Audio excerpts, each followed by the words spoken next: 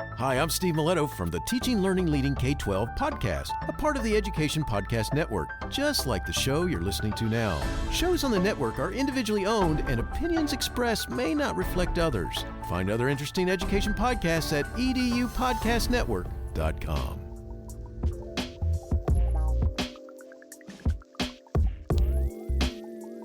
Hello, everybody, and welcome to another great episode of My EdTech Life.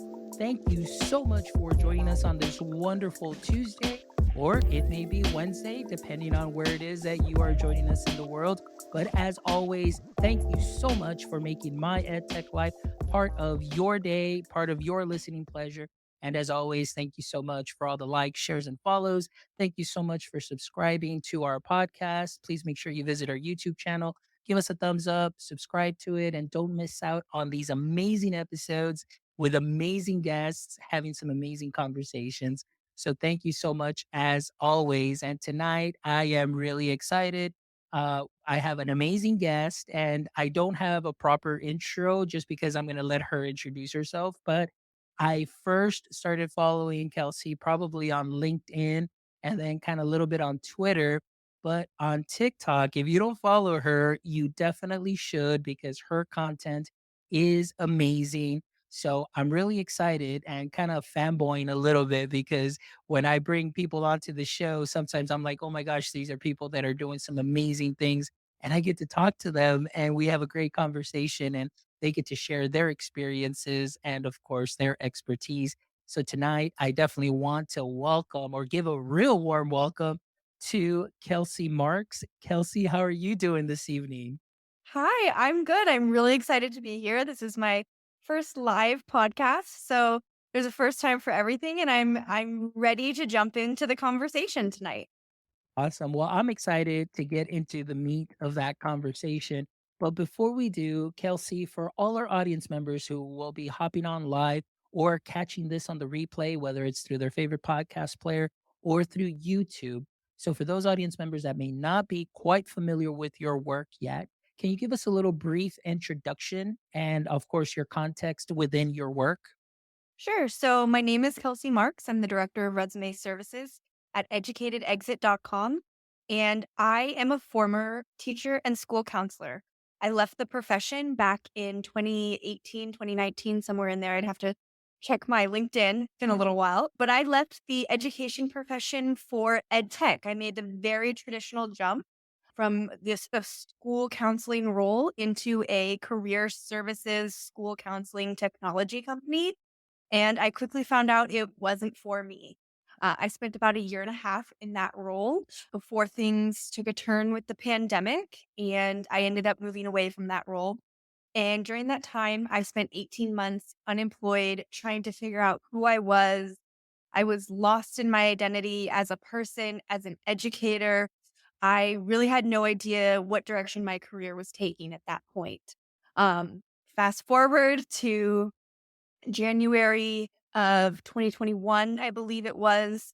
I made a post on LinkedIn. That post went fairly viral. It got about 80,000 views at the time, which at the time that was a lot for me. And I met my now boss and our CEO, Chris McLean, through that comments and those posts. And he introduced me to the career coaching space. He approached me and brought me onto his career coaching team. And together we have built the Educated Exit brand.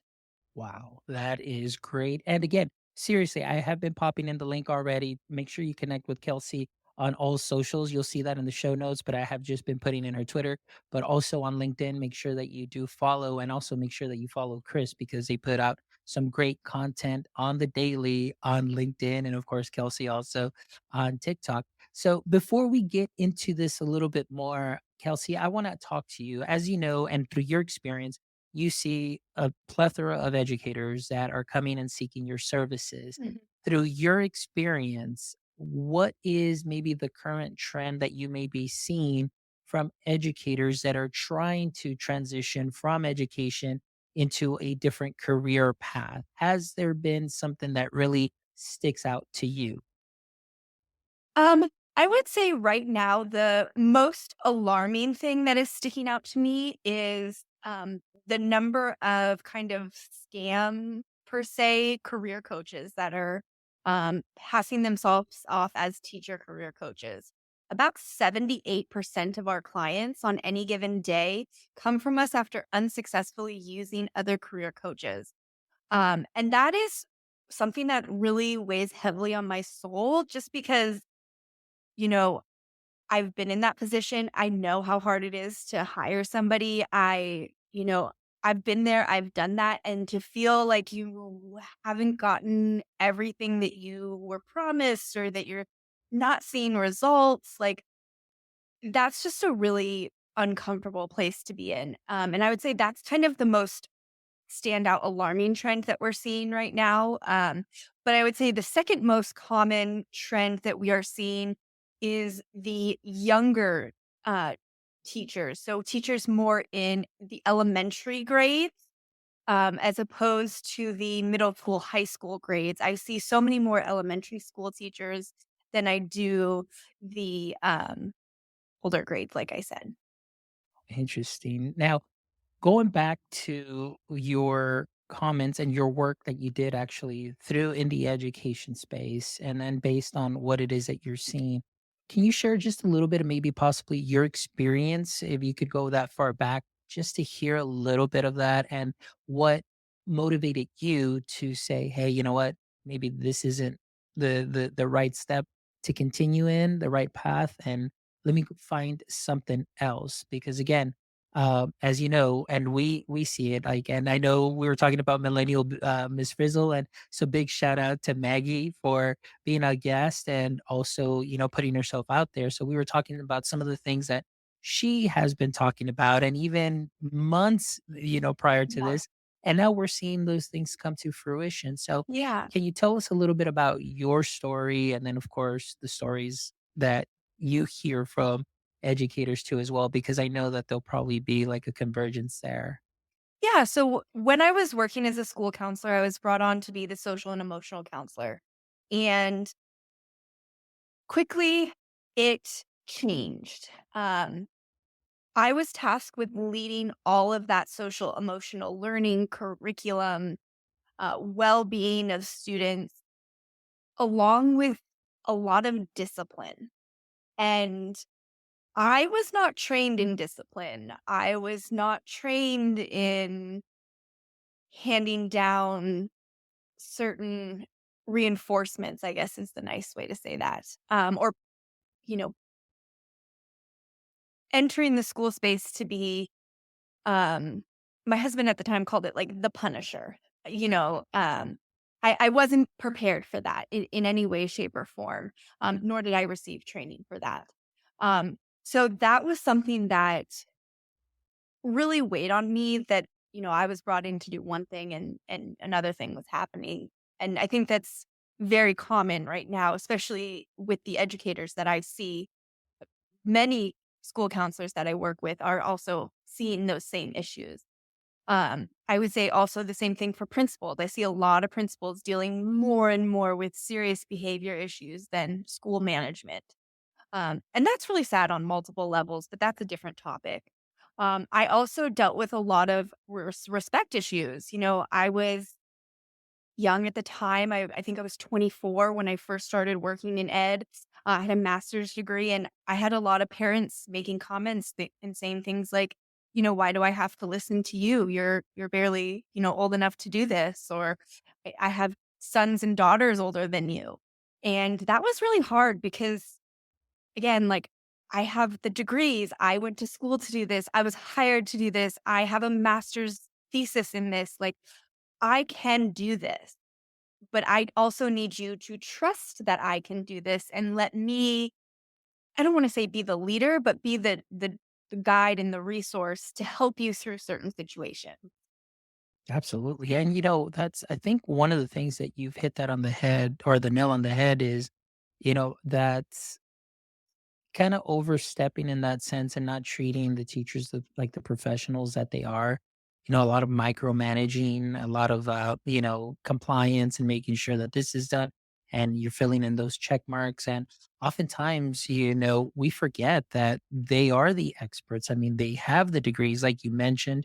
but oftentimes that's overlooked. And for a lot of people, it's just that you're not sharing or showing that respect that you trust me to be professional enough to do that work. But also, like you mentioned, very interestingly, that, sometimes when you're brought on to do something, then those responsibilities kind of change a bit. And it's like, whoa, what happened here? I thought that I was going to come in to do this, but now, the other duties as assigned kind of kick in. And then you're finding yourself like, okay, so what am I now? Am I this or am I that? And you're kind of pulled in multiple different ways. So I think that we're seeing a little bit of that too as well. And, like you mentioned, discipline too, a lot of the burnout, that Yeah. teachers are being affected by. So with your experience, Kelsey, and again, talking about the clients and we saw, what you saw that they have in common, I would imagine that some of the issues, also deal with, just the burnout, the way that the Yeah. education system is headed. So, what are some of the things that maybe some educators just have expressed? And again, this is just for our audience members to hear, what is out there and the truth of the matter, when it comes to this topic. Yeah, so we have a lot of teachers coming to us citing burnout as a reason for them leaving the profession. However, when we dig deep in our one on one coaching sessions, there are burnout encompasses a lot. That is mental exhaustion. That is the physical toll of being on a school campus all day, holding it when you have to use the restroom, holding out if you have to eat lunch and there's no other person for lunch duty type of thing. Um, that encompasses, not being able to make it to your son or daughter's recital, ballet, whatever it may be, missing out on family events that encompasses just the emotional stress that a educator takes on because you do experience trauma as an educator, um, whether that's from being in the classroom and seeing certain things or through things that are expressed to you. And another thing is, lack of flexibility. We work in a day and age where, work is changing rapidly. And the fact that some of these teachers almost feel, I don't want to say held hostage, but trapped at school all day where they have no flexibility to leave and come back and maybe run an errand on their lunch break. That feeling of being trapped is very common. Yeah, yeah, I would imagine so. And again, interestingly, it's very what we saw. Obviously, when schools shut down, that transition from brick and mortar then to virtual, and it's almost and I'm just going to share my experience. It's almost that like when we came back, for some reason, it's almost like, our eyes opened up to things that maybe we had never seen before, or maybe we never thought too much of because it was like, oh, this is, oh, common practice and so on. Yeah. And then when you come back, it's almost like, whoa, like you come back with a heightened sense of, just vision, hearing everything because you've been apart for a while. And then you're like, well, wait a minute, like this is interesting. This the way it's supposed to be? And then you start kind of questioning things a little bit and say, is it really this the correct direction? Is this the way that things should be done? And so on. And I've always been pro teacher in helping and alleviate a lot of the stress, and as an instructional tech, it's always like, what tool is out there that I can help you get at least 5 to 10 minutes back in your day so you can just sit there with the lights off and disassociate for a little bit or just breathe or even just go to the bathroom.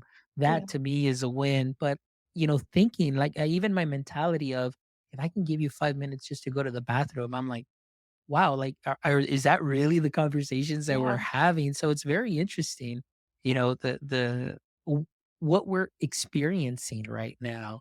So again, going back to now your current work, can you tell us a little bit more just about that story now, how you transitioned and met Chris, and Yeah. then obviously started, going full on with the work that you're doing, Yeah. which is amazing, by the way. And again, I'm Thank going to you. tell all my audience members, please make sure you follow Kelsey and follow her on all socials, but especially on TikTok, because she has an amazing account that is nothing but truth every single post for sure.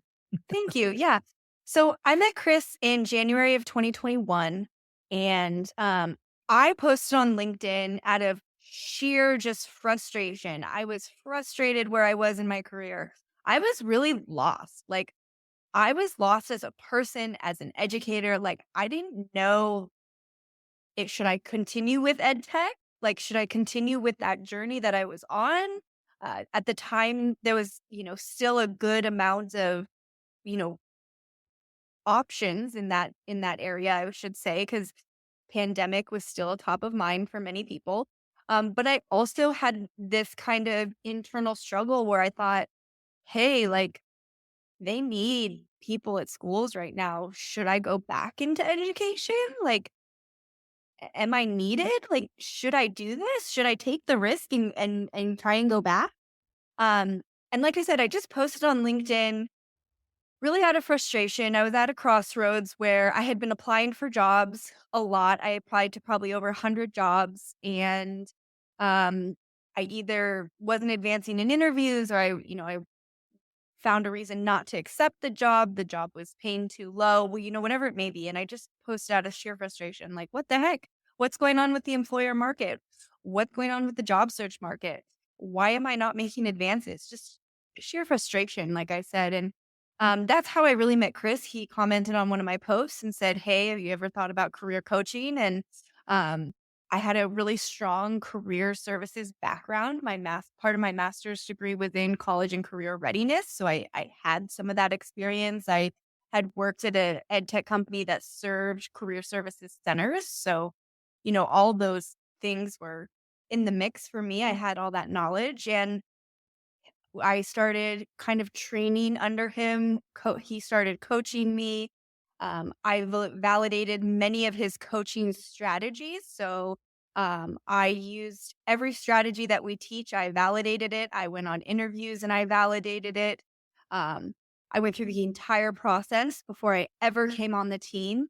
And then afterwards, he really approached me and said, hey, I think you would be really great at this. I think you have some really great skills. I think you're selling yourself short essentially to go work for these major companies. Um, and he brought me on and he took a huge risk, and I will be forever grateful for that. Um, but yeah, he saw the potential when I don't want to say no one saw the potential, but he saw the potential before there was educated exit. Let's just say that. That's wonderful. Well, that's good to know. And again, please make sure that you do follow Chris. I also follow Chris on LinkedIn. So now, Kelsey, let's talk a little bit about what the services that you provide through Educated Exit. And so, my question to you is what are the most common challenges that educators face when they want to transition from teaching to other industries? And how do, or through your services that you provide, how do you help them overcome those challenges? Sure. So we do something that no one else in the transitioning teacher market space is doing. And that is we teach proven sales and marketing strategies in order to help you grow in your career, both short term and long term. We believe that just exiting the profession is only the first step. There is likely 10, 20, 30, maybe even 40 years left in your career at that point. So taking that first step out of education is a great step. Like that is huge for many people. But being able to grow in your career with longevity, that is also very important. And so we are teaching sales skills. I can't get too much into it. But essentially, we teach you how to prospect, build employer networks, develop referrals into companies, that type of thing. Excellent. Now, you mentioned something that I'm a huge fan of, and you said that word because it resonates with me. Because for me, it's all about networking. Yeah. So, as far as some advice on networking that you could just share with some teachers that, maybe they are thinking about that, they see themselves on Twitter, they do Twitter, but it's more like education based Twitter. What would be some of the recommendations for somebody that maybe is out there and thinking about transitioning into a different career, how to hop into possibly a different network that they may not be accustomed to? Sure. So I would say for any educator, even if you're just kind of toying with the idea of leaving the profession, I would say the biggest thing right now is you need to get on LinkedIn. LinkedIn is the largest professional networking site out there, and there's literally thousands of people. That's how I found my job. That's how hundreds of our clients have found jobs. If you are already on LinkedIn and you've developed a profile, your profile is clear, make sure you have a professional photo of yourself, it meets all the professional criteria boxes. Um, Next thing I would do is start connecting with three types of people. That would be people who can help you reach your goals. So people like myself, people like yourself, people like our CEO, Chris McLean, those types of people. The next type of person I would connect with would be people who hold the role in which you want to transition into. So those are your customer success professionals, those are your instructional designers, those are your project managers, that type of thing. And the third that I would recommend would be to be the smallest portion of your network, but other teachers looking to make a career change. Now, I highly recommend that is the smallest portion of your network because what will happen is that you will get into kind of like we call it the LinkedIn merry-go-round, where you're just kind of posting motivational content or water cooler complaining content. And there's always a time and a place for that content. But if you're really serious about jumping into other networks or other circles of professional, you really need to be focusing on the first two that I mentioned. Excellent. Well, that's definitely good to know as far as building that, because I know for a lot of educators, it's almost just sometimes it can be very paralyzing of where to start. Like, I know I need to do something, but where do I start? And then oftentimes they think, well, no, I'm not good enough for that, or I'm not good enough, which kind of brings me to my next question, Yeah. if I may, which would be talking about uh, educators or teachers and some of the transferable skills that they do have that can help them find another, another career or another job. So I don't know about you, but I feel like sometimes many teachers may undersell themselves and Yes. maybe aren't sure because they look at LinkedIn and they may see a job description and you're like, oh man, those are like really fancy words and Yes. doing all of this, but this is what I do, and how does this match up? So Kelsey, if you don't mind sharing, just maybe just some insight or maybe just a couple of hot tips for some teachers that may be just a little overwhelmed and paralyzed with that aspect. Sure. So, if in terms of your transferable skills, I always tell people, like, hey, you have more than you think.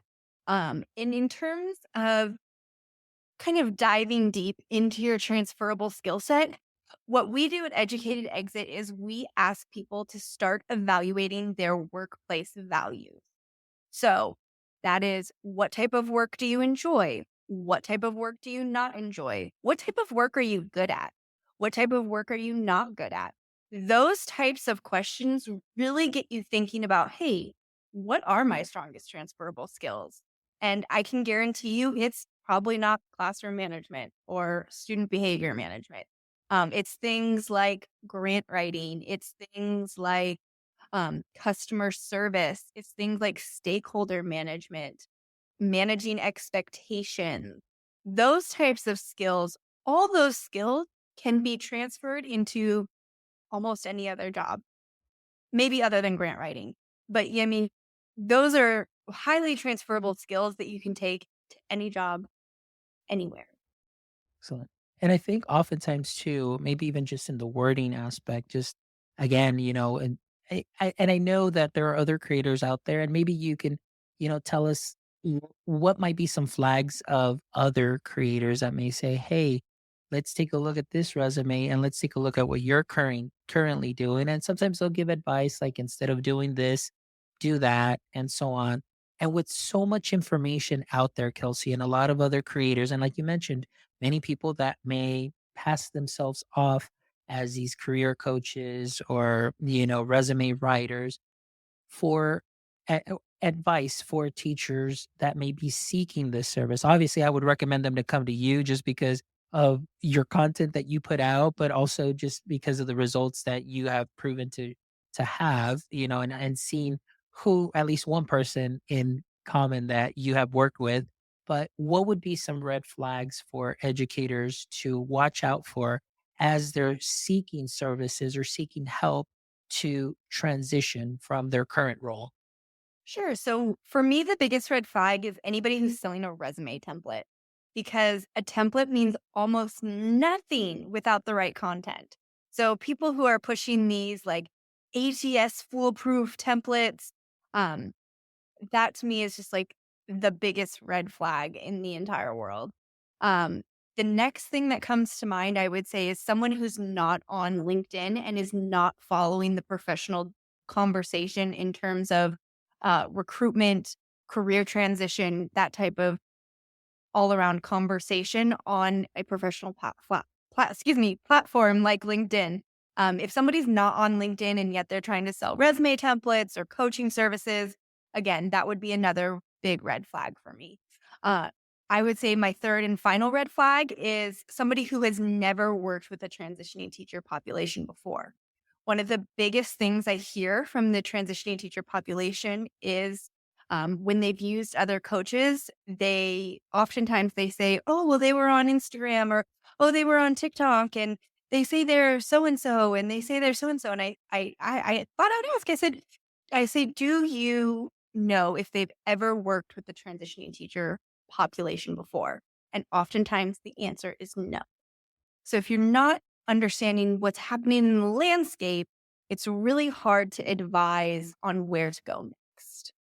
Okay, that's interesting. So I hope that all our audience members are, taking some notes, and I know that you'll be catching this on the replay. So some really sound advice. Obviously we talked about networking, talking about, obviously resume, people that you're working with as far as coaching, and just those experiences, like you mentioned, for educators. So my next question is, I guess maybe the one question um, that maybe teachers find hard answering. So my next question to you is, for educators that are on the fence as far as transitioning out of teaching, what advice would you give them, and how can they determine if it's the right time for change based on your experience? Yeah. So what I will say is this.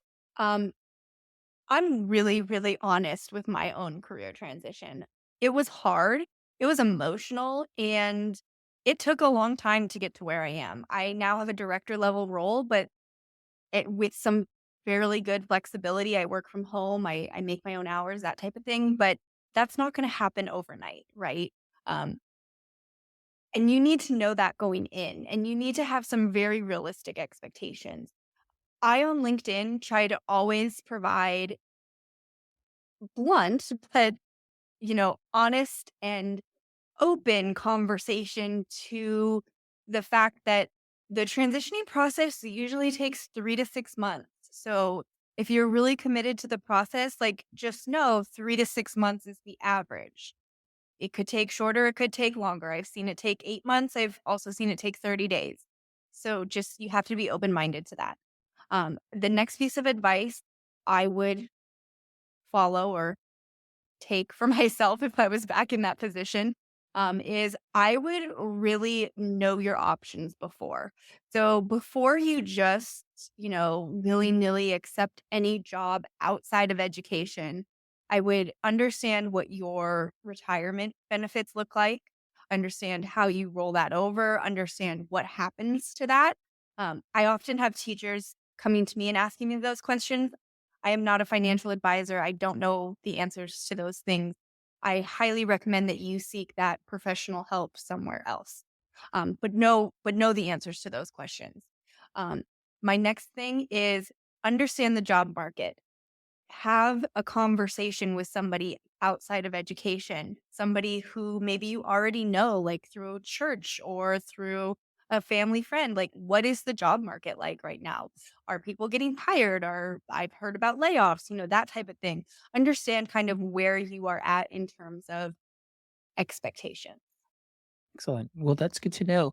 Now, kind of going, a little bit further into this and speaking about your service there through Educated Exit, how do you, for example, let's say I say, hey, you know what? I want to try this service. This is what exactly what it is that I'm looking for. So, what if you can, with as much as you can share, just again, so our audience members know exactly what they would be getting into as far as getting that additional help and support to transitioning. What support is provided to ensure just kind of like that smooth transition that I guess maybe within the coaching process and in the Yeah. steps. Can you tell us just a little bit about that? Sure. So with us at Educated Exit, something that is very different from us than, or very different for us than any other career coaches on the market, is that we provide one-on-one support with you with our classroom to corporate package. It's one-on-one coaching and it's hand holding all the way through the process until you accept a, an offer letter, essentially. So that is developing career clarity, developing a job search strategy specifically for you, because you have very different needs and expectations and goals than me, right? So you need your own specific job search strategy. So we develop that with them. We train them on how to use uh, job search as a sales methodology that I talked about earlier. Then we do resume, cover letter, LinkedIn, networking, and then we kind of let them loose and kind of let them execute with some blunt and empathetic constructive criticism along the way. And from there, we are essentially there to hold their hand every step of the way until an offer is accepted. So if you need a second resume, if you need a second cover letter, if you need interview coaching, if you need anything along those lines, with our classroom to corporate package, it is literally from the beginning to the end. We are there for you. That's great. And I know I just want to share that that is definitely so reassuring, because of the way that you described the process. And one thing that I love though that you mentioned, Kelsey, is just how honest you are. I mean, you really trying to help, teachers or educators that are looking to transition into a different career path. And, sometimes you do have to be honest, but I'm glad that you're being honest so that way you can help them out, but also the level of support, that you're offering. And you mentioned to me, the value of being able to trust somebody that's going to walk me through each step of the way, so talk about having that, not only like professional support, but that personal, relationship as you go through. And, I think that's great. So for any educators that are out there, definitely check out the services that are offered through Educated Exit. So, kind of wrapping up a little bit here as we're getting closer to the end of the show. My question to you is the following: many educators I know that they may come to you maybe with less than 5 years of experience Yeah. teaching, maybe with more than 5 years of experience teaching. So, I want to talk maybe about those that have been in the teaching profession a little bit longer. And as you know, Yeah. many times their identity. It's a Yes. teacher, their identity. So, what are some ways that you help, with that identity shift? Or maybe, well, let me ask you maybe a two-parter, right? The way that you help, but maybe through your experience, has it been difficult in what you've seen, like for teachers to kind of let go of that identity after they've done it for so long? So what I can say about that subject is I was in the profession for 5 years and I've been out of the profession now for 3 years. And to this day, I still view myself as an educator. It looks different now, 100%. It looks different. But to this day, I still personally struggle with the idea that I am an educator. I never wanted to do anything else growing up other than be a teacher. That dream came true for me. I did that. I was a school counselor. And 3 years after leaving the profession, I still view myself that way. So for those who have been in the profession for 5, 10, maybe even 15 years or longer, I will say that it is 100% a process. Coming to us on day one is going to look very different for every single person. But leaving us on day 99 or day 60, whatever it is, however long it takes you to accept that role, also looks very different because you're going to go through a very serious personal transformation. We ask you about your values. We ask you about what you want your life to look like after education. And many times it takes people 3, 4, 5, maybe even 7 or 8 days to really sit down and, number 1, think about that, and number 2, have conversations with their significant others and really open up the dialogue of, "What is my life after this?" Because my life has been only this for so long. Interesting. All right. Well, last question before we get to our closing segment, because I just thought about this. With you told us a little bit about the experiences that you've had, obviously with educators transitioning into new careers, but based on all of that experience that you have, what insights would you or do you feel comfortable providing about what you see the future education sector looking like? So I think education in general is moving in a very contentious direction, I guess is the right word I should use. And I think that as a whole, as a society, we are really going to need to down and look not only at the education system and the curriculum, but look at the outcomes that we're pushing from some of this education, policy and implementation of certain technology and curriculum. Um, and think like, is this the direction that we want to go in? Because the students in school who are learning these things right now, they're going to enter the workforce at some point, right? So that's something that we really need to think and consider. And another thing I would really push people to think about is what expectations or what behavior or values or, you know, really existential things are we implicitly sharing with children with this large teacher exit, with the push of technology centers and zero, human interaction. Like, what is that telling the next generation of students? Because I can tell you from my personal experience, it's not a positive impact that it's making. Excellent. And Tim Cavey is joining us here from Teachers on Fire podcast. Tim, thank you so much. And he has a comment here. It says, there's so many tired teachers out there who literally cannot imagine an alternative career track out there. What are your thoughts on that, Kelsey, based on what you see? So, in terms of like an alternative career track, you know, every single person is different, right? So every single person is going to have different workplace values, or different, things they want to obtain. Um, but in terms of like the mental exhaustion of being a full-time teacher and looking for a job and, pile on family, pile on, community activities, all of those things contribute to your overall mental well-being, mental state, all of those things have a huge impact on our lives, positive and negative. So when it comes to the the exiting of the profession, I always tell people, and it's a very hard pill for people to swallow, is the fastest way to leave and the way to have the most peace of mind is by hiring a career coach to help you navigate.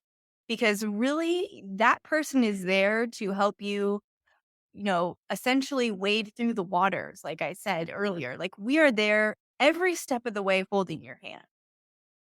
Well, that's good to know. Kelsey, this is just amazing. It was a very insightful conversation. I really thank you so much for taking time out of your day to come and share your experience, the work that you and Chris are doing through Educated Exit and helping out many educators, transition from classroom into different careers. Obviously, the services that you offer, walking them along every step of the way, guiding them, which is something that's very important. And, we hit on so many great points on where teachers might get stuck and just, that analysis paralysis and just, Yeah. decide to not move forward because they may feel overwhelmed. So, big shout out again. Thank you so much, Tim. Tim here says, interesting. That sounds like a really helpful service. I don't think the average teacher knows that a career coach is even a thing. So, yep, it sure is. And I definitely, again, I know I've been saying it throughout the show. Please make sure that you follow Kelsey. She's got great content on LinkedIn, on TikTok. She is on Twitter too. And Chris also on LinkedIn. I'm not sure Chris is on TikTok, is he? No, he's not on No. TikTok. I'm representing the brand on TikTok right now. Perfect. Excellent. So I definitely recommend that you follow Kelsey because her like her videos are awesome. And I get every time I get a notification that she put something up, I'm like, wow, this is amazing. But again, she's being very honest too as well, but also making herself available to show you what can be done and the work that Chris and her are doing through Educated Exit. So please make sure that you give them a follow. All right. Well, it's time for our last segment, Kelsey. So hopefully you're ready. I know I shared the questions with you earlier today. So again, we'll just go over those three questions. We kind of end the show just kind of on a little lighter note. And this segment is sponsored by Alongside Care. Alongside Care. So thank you, Alongside Care, for partnering up here with us at My Ed Tech Life. And if you want to know a little bit more of what Alongside Care does, make sure you check them out on the website. And they offer tier one support and that does not place additional burdens on faculty and staff, such as counselors. So it is a great app that students can go ahead and open up and get some additional supports for what they need at any time through any device. So please make sure that you check out Alongside Care. All right, Kelsey, here we go. Last three questions of the show. So, question number one, again, we all know Superman. He's a superhero, and many times all our favorite superheroes have a slight weakness. And in this case, Superman's weakness was that kryptonite that kind of weakened him. So, for you, I'm going to change the question a little bit and say, in the current state, I guess, in the current state of education, it does fit, but I kind of wanted to fit in kind of with the work that you do. But in the current state of education, and I guess or transitioning teachers, what would you say is your current edu kryptonite? Um, I would say it is um really long resumes. Your resume should be a one-page marketing document. It should have only the highlights of your career. I see so many educators putting three-page resumes together of information going back to the year they graduated high school. It's not relevant. One page, that's all you need. There you go. Great advice. Definitely for sure. All right. Question number two, Kelsey, is if you could have a billboard with anything on it, what would it be and why? I would have a billboard of just the Educated Exit brand, team, and all of our socials on that. So that way, people who feel stuck in the profession or feel stuck in their career, no one understand that there is help for them out there. Nice. Good. I can definitely see that. And then maybe with a QR code. So as people drive by, they can scan that code or just take a Oh, yeah, that's picture a good idea. and then that'll be great. But yeah, obviously the website would work out well too as well. All right. And the last question, Kelsey, is if you can turn one of your hobbies or maybe favorite activities into a full-time profession, what would it be? Oh man, I am really diving deep right now into the content creation side of Educated Exit. So if I could turn the Educated Exit brand into full-time content creation for myself and the team, and alongside writing the resumes and providing that help, doing some type of hand-in-hand work, that would be the ultimate goal right now. Awesome. Well, that's great. And I must say, again, you do a great job at the content creation on TikTok. So, again, please make sure that you follow Kelsey on TikTok because you will get a laugh. You're going to get some truth, but you're going to get, yeah, like I said, you're going to get a laugh. You're going to get some truth, but you're also going to get some really honest help. So, please make sure that you check out her account. Make sure that you visit Educated Exit as well and make sure that you'll follow Chris. And I'll actually add Chris's handle on LinkedIn too. That'll be in the show notes. So that way, any of our audience members that are going to be catching this on the replay or listening to the show later on, they can get all that information. But Kelsey, thank you again, for Thank just a you. very insightful conversation and just bringing your expertise into this great podcast. And again, we always try and have a mix of conversations. It's not always necessarily ed tech related, but it's conversations that are out there, things that are happening, and we want to make sure that all our audience members know what is out there. So, we just keep them informed. So thank you so much for everything you shared, Kelsey. Thank you so much Our for having me. Yes, of course. And again, ladies and gentlemen, as always, from the bottom of my heart, thank you so much for all of your support. I really appreciate you guys. Everything that you've done for us for the podcast in the last 3.5 years. We do what we do for you. We definitely have a passion of just connecting wonderful educators, creators, practitioners, bringing them all together here through this show to bring you amazing conversations. So please make sure that you check out this episode and the other 215 amazing episodes with wonderful educators, creators, and practitioners so you can take some knowledge nuggets from and sprinkle them on to what you are already doing great. And please make sure that you give us a like, a share, a follow. Make sure you subscribe to our YouTube channel. That'll help out. That'll help out our show tremendously as well. And if you would love to contribute to our mission of connecting educators and creators one show at a time, please make sure you stop by our website at myedtech.life, where you can check out this episode and all the other episodes. But you can also get yourself some My EdTech Life swag. And as you know, all of that goes back into the show so we can continue to bring you some amazing conversations with creators, educators, and practitioners from around the world. And as long as there's a great conversation to be had, we'll definitely make that space available. So thank you all from the bottom of my heart. And as always, my friends, until next time, don't forget, stay techie.